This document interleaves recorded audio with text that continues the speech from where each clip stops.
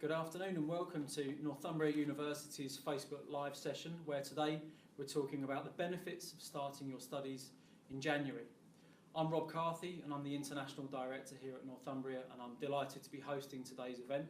What we have is colleagues with me who are both students and staff here at Northumbria who are going to tell you more about what it's like studying at the university and what you can expect if you do start your studies in January. Northumbria University is a large modern university right in the heart of Newcastle, which is what we think the best student city in the UK, and certainly we're really pleased to be telling you more about what it's like to study, live and be a student here in Newcastle. So I'm Rob and I'm going to ask my colleagues Tom, Benita and Vitika to introduce themselves. So Tom first. Yeah, hi, I'm Tom, International Recruitment Coordinator for the Middle East and Africa region. Hello, I'm Benita Sidoko, MSc student, International Development. Hi, I'm Vitika and I'm studying Masters in Business with Financial Management with Advanced Practices. Fab. Thanks everybody. And if anybody's got any questions, put them into the comments and we'll pick them up and we'll put them to the panel towards the end. So Tom, first question for you, if I may. Do all the courses that Northumbria University offers, do they all have a January start? No, they don't. We have about 60 courses that do start in January. For undergraduate, it is more top-up courses, completion courses, those kind of thing. Most of the courses are postgraduate courses, so the majority of them are postgrad. Okay. And if I was interested in that, how would I go about finding out more about what courses were offered in January?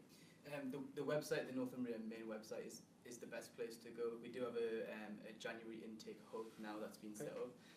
Looking on the website today, the easiest way to get there is probably just go on the international section of the website, okay. And then it's just there. Click on that. It'll show you the undergraduate courses available, the postgraduate courses, as well as things like fees and things like that. Excellent.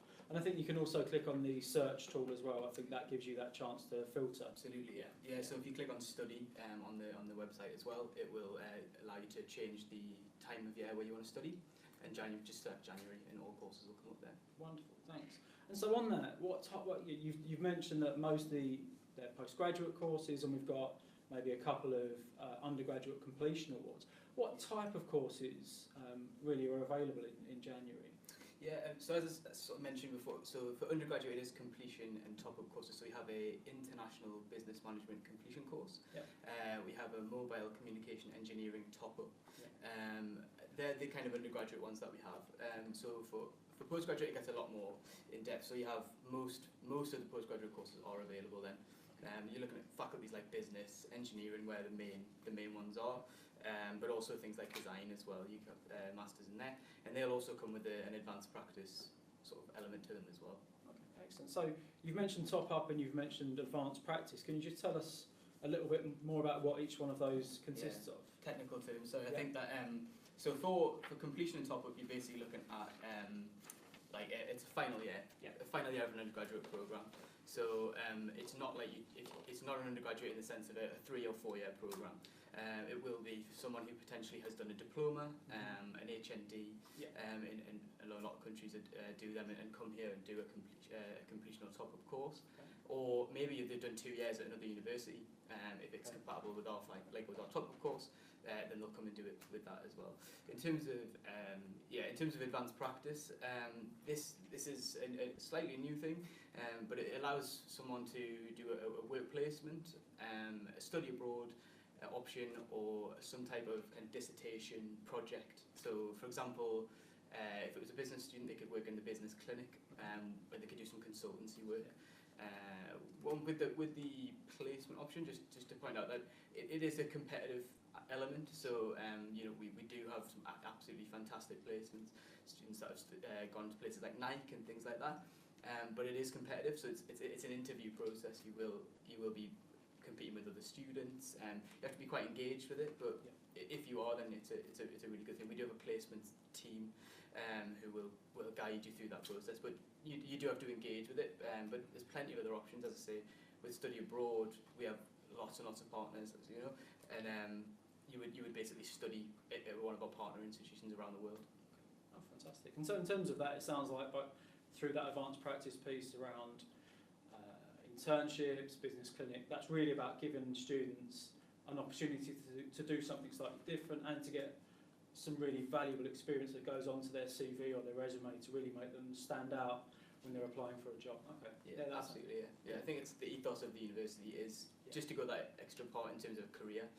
That's kind of what we are, and students generally have benefited from those kind of things, the extra that you need these days in a degree. Excellent, thank you.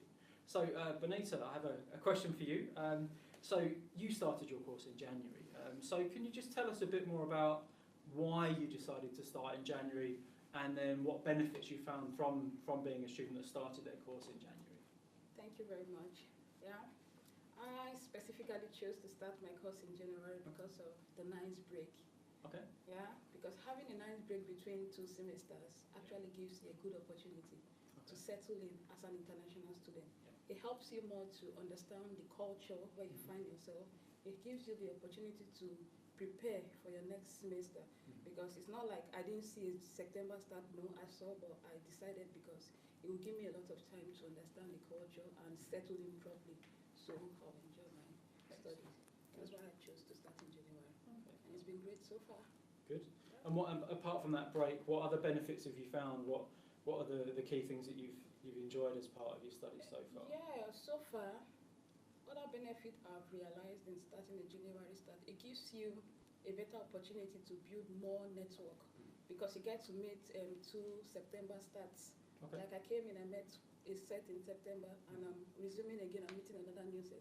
So it helps to build network that could help and support your career path, because I've had a lot of discussion with my other coursemates, like which has also shaped me, like giving me better ideas on what to do next. So it helps build network, and it's a great time to start. Excellent, thanks for that.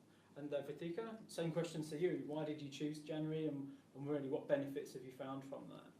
So I decided quite late that I wanted to pursue my master's while I was doing my job.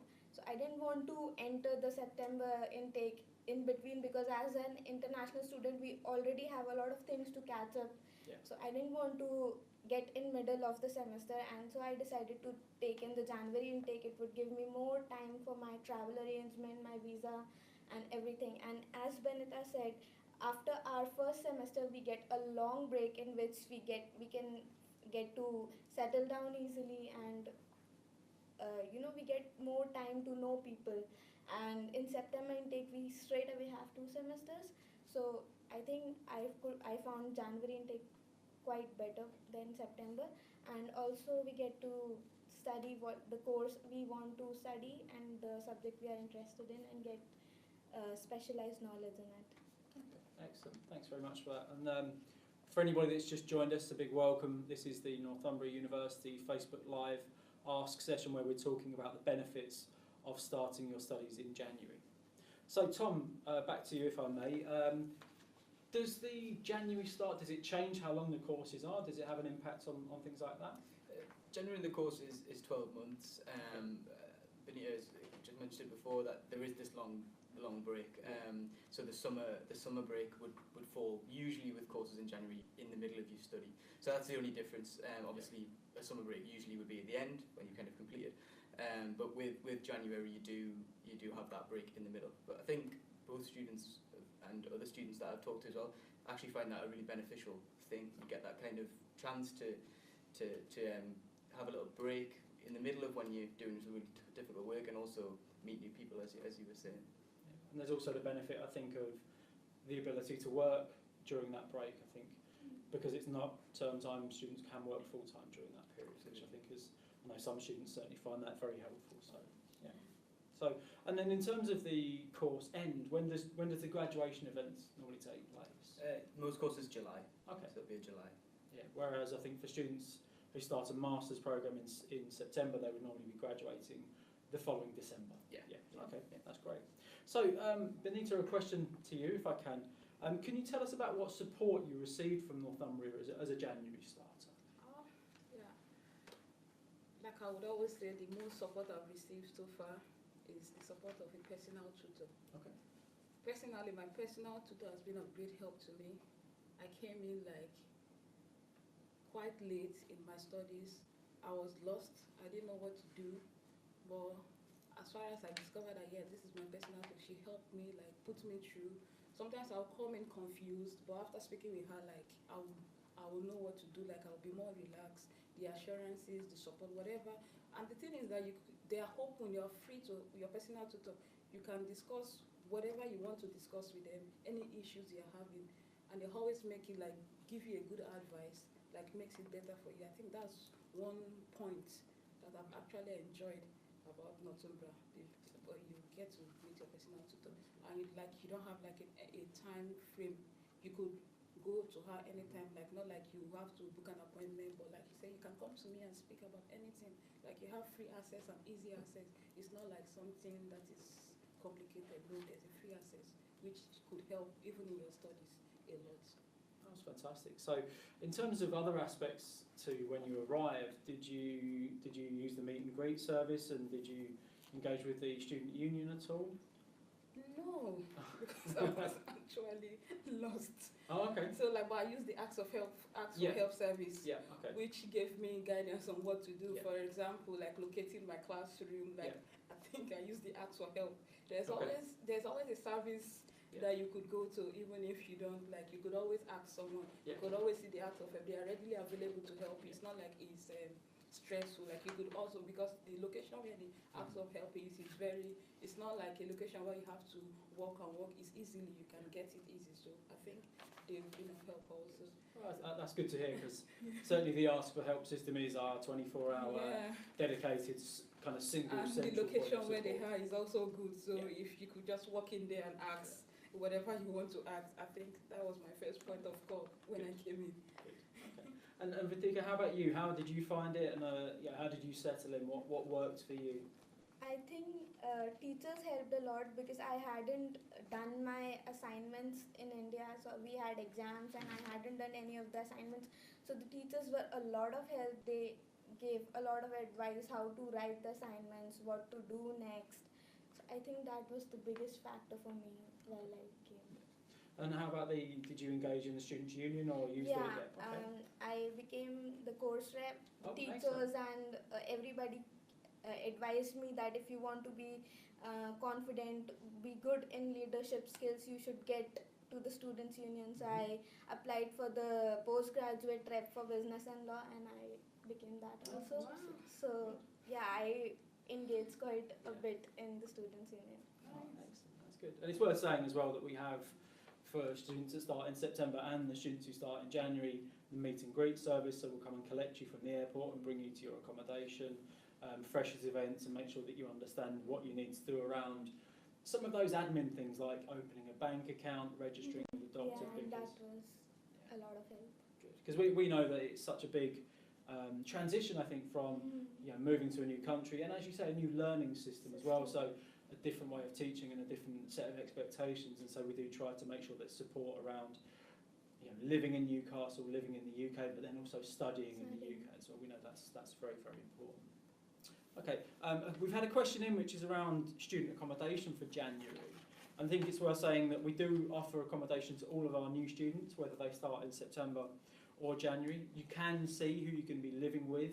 You go on and select your accommodation on our accommodation website, and within that you can see students, future housemates, decide who you want to live with and the types of flats that you want to be in. We do offer over 5,000 bedrooms to our students, a fairly broad range of types and styles. So some of them are catered, some of them are self-catered, some of them are en-suite, some of them are not. So the best advice I'd have around accommodation is go on, have a look, see what works.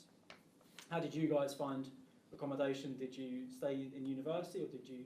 Yeah, I was staying in the university accommodation only, Win Studios, and my studio was like awesome. I enjoyed it a lot, and I don't think so I have seen a better studio than that. So I think I enjoyed a lot living there. Oh, that sounds good. Sounds good.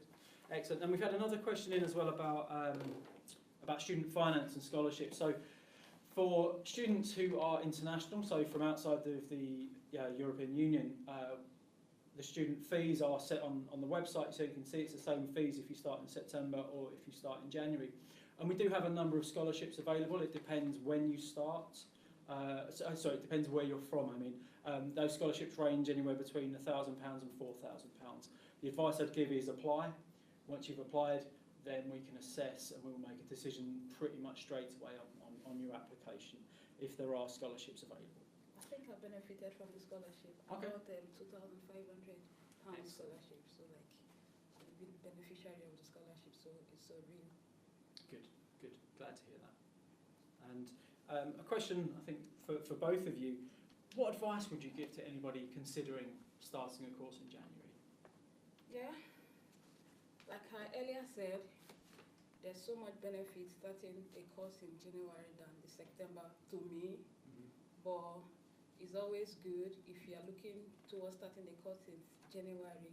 It's a good one. I would advise you go for it because one of the time you have in between the two semesters to get yourself known, acquainted with the culture you find yourself, because as an international student, you're coming from a different background.